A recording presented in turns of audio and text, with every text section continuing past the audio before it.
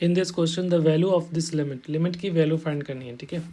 ये फॉर्म देख लो कौन से फॉर्मेट में है। तो अगर एक्स की वैल्यू 1 पुट कर रहे हैं तो ऊपर में 1 -1, तो ये तो 0 हो रहा है और ये भी 0 हो रहा है क्योंकि साइन पाई की वैल्यू 0 होती है। ये 1 पुट करोगे तो 1 और ये +1 -1 कैंसिल, +2 -2 ये दोनों कैंसिल, तो नीचे में भी 0/0 फॉर्म है।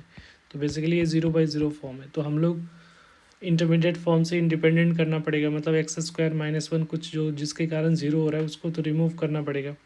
तो यहाँ पे देखो अगर लिमिट x टेंस टू 0 और x² -1 है और ये sign square pi of x है, ठीक है।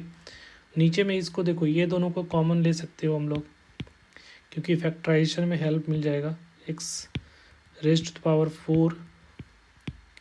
-1 को एक साथ ले लेते क्योंकि यहाँ से x² हमारा टारगेट है कि डायरेक्ट यहाँ से x², क्योंकि x⁻⁴ -1 करते हैं ना, तो x² का होल स्क्वायर -1 का होल स्क्वायर इस तरह से लिख सकते हो। तो x² -1 और यहाँ पे x² +1 आ रहा है, तो ये जो कॉमन पार्ट है यहाँ से लिया जा सकता है। और यहाँ पे कम्प्लीटली दिख रहा है कि x कॉमन निकाल देंगे 2x, तो x² -1 आ रहा है, इसलिए यहाँ पे x⁻⁴ -1 को एक साथ ले लिया है।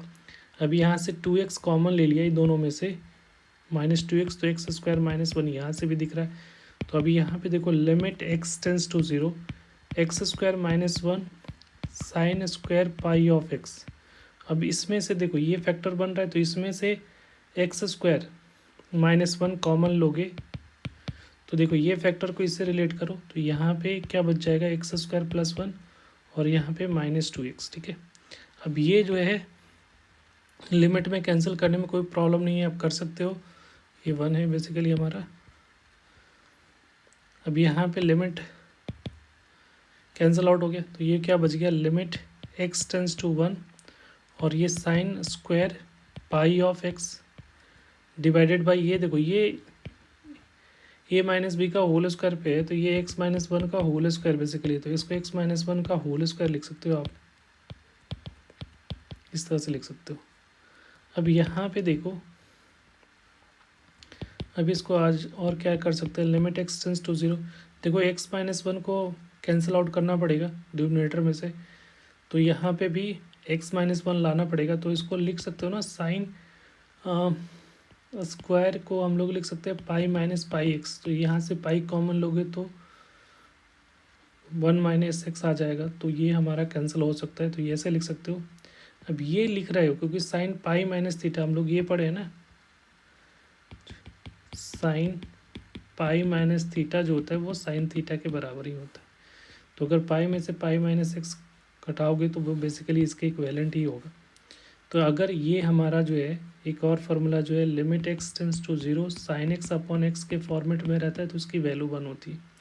तो जब भी साइन का दिख रहा है तो इसमें लाने की कोशिश करेंगे, तो उसके लिए हम लोग को पाई -पाई ऑफ x का होल स्क्वायर से डिवाइड करना पड़ेगा, क्योंकि यहाँ पे स्क्वायर में तो नीचे में भी स्क्वायर में होना चाहिए।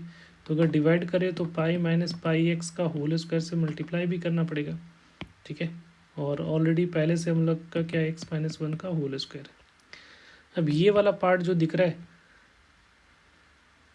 ये 1 है बेसिकली सब जगह, तो ये वाला पार्ट जो है ये 0 बन रहा है, ये भी 0 बन रहा है, दोनों का एंगल सेम है, तो इसको हम लोग डायरेक्टली 1 कर सकते हो यूजिंग दिस फार्मूला। तो ये 1 हो गया, तब हमारे पास जो रिमेनिंग बच गया वो क्या हो गया, limit x tends to 0 pi common निकालोगे तो पाई 1 - x का कंप्लीट होल स्क्वायर ऐसा लिख सकते हो, और नीचे में x - 1 का होल स्क्वायर तो है ही। अब यहाँ से लिमिट 1 है, लिमिट x टेंस टू 1, ये पाई स्क्वायर हो जाएगा, ये 1 - x का होल स्क्वायर और नीचे में x - 1 का होल स्क्वायर, तो ये दोनों कैंसिल कर सकते हो क्योंकि स्क्वायर में a - b का होल स्क्वायर लिखो या b - a का होल स्क्वायर लिखो, दोनों सेम ही होता है। तो यहाँ पे इसके कारण से कैंसिल आउट हो जाएगा, तो फाइनल क्या आ रहा है, पाई स्क्वायर। तो इसका जो करेक्ट आंसर होगा that is D, pi square.